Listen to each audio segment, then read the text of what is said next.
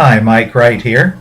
A little different venue today. We're stuck in the middle of a blizzard that's keeping us out. They tell us it'll be over by later on this evening, and I hope that's true. Earlier today, I looked out the window and I couldn't even see the house across the street.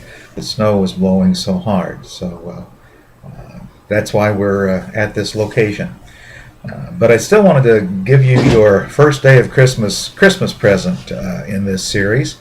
And what I want to talk to you about today is having your deductions taken early if you can.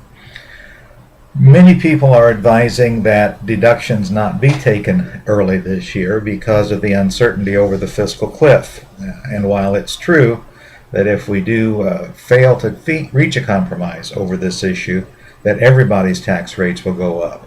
But certainly, regardless of how that turns out, the tax rates will go up for those who have the highest incomes.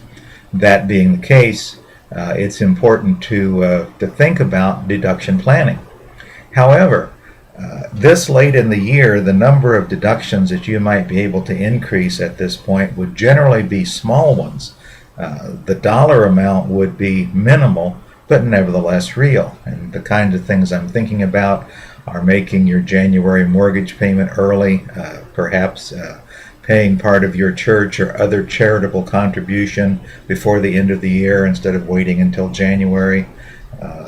These sorts of things will still have some value regardless of the effects that Congress set up with the tax rates that are coming.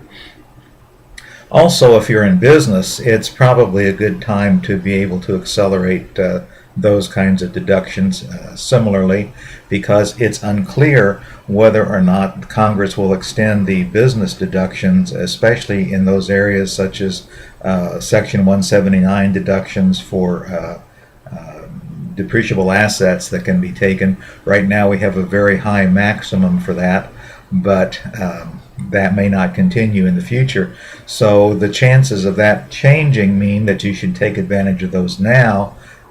And if we don't go over the fiscal cliff, as they say, then you'll still be able to utilize those things regardless.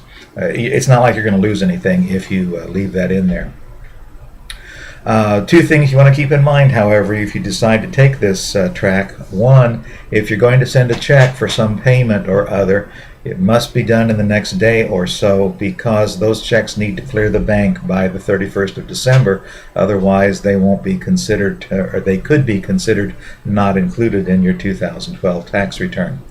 And if you are considering some sort of business expense to accelerate it into 2012, you need to be sure that whatever it is that you're buying or using has to be put into use, implemented in your business before the 31st of December in order for the deduction to be valid.